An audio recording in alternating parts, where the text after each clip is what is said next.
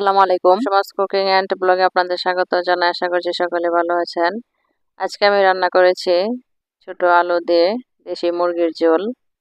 একটু ঝাল ঝাল ঝোল করেছি।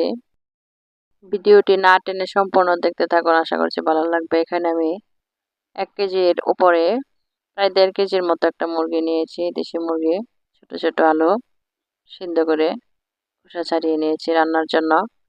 একটি কড়াইয়ে রান্নার তেল দিয়ে দিচ্ছি, একটা পেঁয়াজ কুচি দিয়ে দিলাম। পেঁয়াজ আমি নেড়ে দিচ্ছি। 1.5 চা চামচ পেঁয়াজ বাটা, 1 চা চামচ রসুন বাটা, 1.5 চা চামচ আদা বাটা। আমি মিডিয়াম সাইজের চামচ দিয়ে এগুলো দিয়ে দিলাম। স্বাদ মতো লবণ দিয়ে হালকা একটু কষিয়ে নেব, যাতে কাঁচা গন্ধ না থাকে পেঁয়াজ রসুনের। 1 চা চামচ জিরা বাটা, দারুচিনি, এলাচ, তেজপাতা এগুলো আমি সব বেটে দিয়ে দিলাম। আজকে আমি আস্ত কোনো গরম মশলা দেব না, সবকিছু বেটে দিয়েছি। আমি এখানে নর্মাল সাইজের চামচ দিয়ে গুঁড়া মশলাগুলো দিচ্ছি। 1 চা চামচ হলুদ গুঁড়া, 1.5 চা চামচ মরিচ গুঁড়া, 1 চা চামচ ধনিয়া গুঁড়া দিয়ে মশলার সাথে মিশিয়ে দিচ্ছি। আমি গরম পানি দিয়ে দিয়েছি মশলা কষানোর জন্য। গরম পানি দিয়ে তরকারি রান্না করলে টেস্ট অনেক বেড়ে যায়। মশলা কষানো হয়ে এসেছে, তেল উপরে উঠে এসেছে।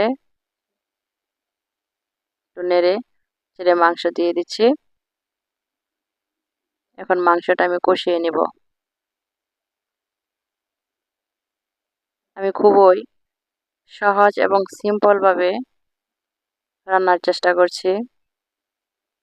যারা নতুন রাঁধুনি এবং প্রবাসী ভাইয়েরা আছেন তাদের অনেক উপকারে আসবে আমার এই রান্নাটি। কষানো হয়ে এসেছে, আমি একটু নেড়ে দিচ্ছি। মিডিয়াম হিটে রান্নাটা করছি।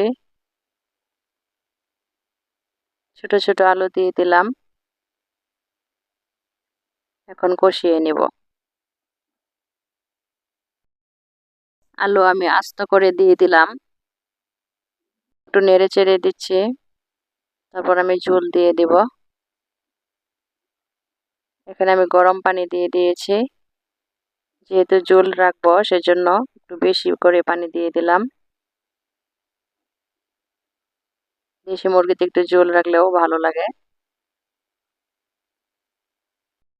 আমি ঢেকে আরো কিছুক্ষণ রান্না করব।